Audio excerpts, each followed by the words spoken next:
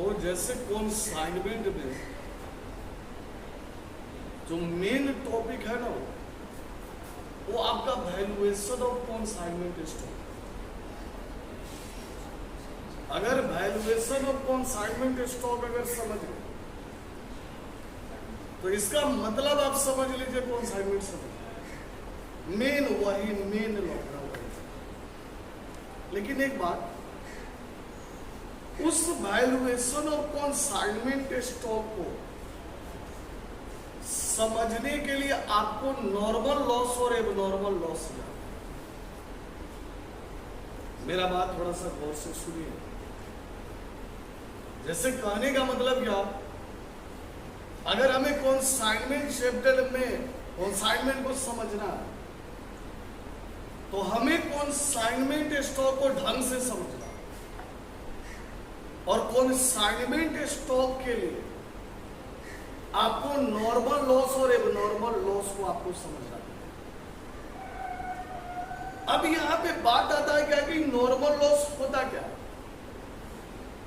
अगर कोई normal loss अगर पूछे ना तो नॉर्मल लॉस हम उस लॉस को बोलते हैं जो पहले से एस्टिमेटेड हो, यानी पहले से अनुमानित हो, यानी वह लॉस जिसका अनुमान हम पहले ही लगा लिए रहते हैं उसको नॉर्मल लॉस। अब जैसे सबसे सिंपल सा उदाहरण लीजिए, जैसे हमें लोग गांव में बेरी रहता, बेरी तो सब आदमी जानते हो। अब वो बेरी नहीं जानते हो तो कोठी तो जरूर जानते हो। अब न्यू जनरेशन कोठी नहीं जानते, लेकिन बेरी तो जरूर आप लोग जानते हो। द्वार पर बेरी रहता है और नहीं जानते होइएगा तो समझ लीजिए छुछी है। अब बेरी या कोठी नहीं जानते, सब आदमी जानता हो, बहुत आदमी नहीं जानता हो। वो बात, एक बात आप समझ रहे हैं। पहले आदमी खेती बाड़ी करता था, अब आज के डेट में आदमी खेती बाड़ी नहीं करता। करता है, बहुत आदमी करने वाला करता है। तो जो खेती करता है ना तो अपने द्वार पर उसको बेरी लगता है। एक मिनट मेरा बात आप समझिए। अब पहले जो ब्याह शादी वो करता था ना, तो द्वार पर बेरिये देख के ब्याह होता था। बेरिया, बेरिये से पता चलता था कि आपके पास जमीन कितना है। तो ये बात समझे। अब मान लेते हैं क्या कि पुआल का जो बोझा होता था वो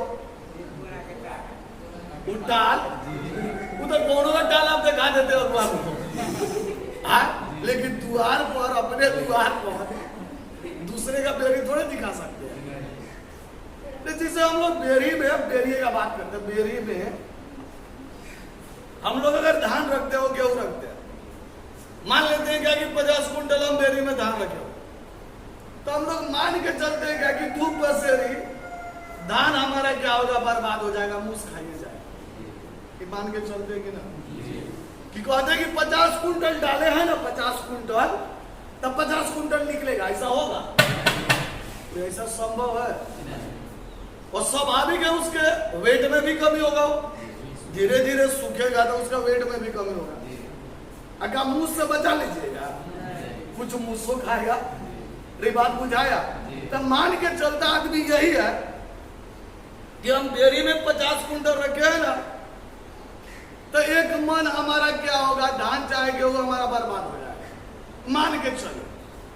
तो ये जो मान के हम लोग चले ना, इसी को हम लोग नॉर्मल लॉस।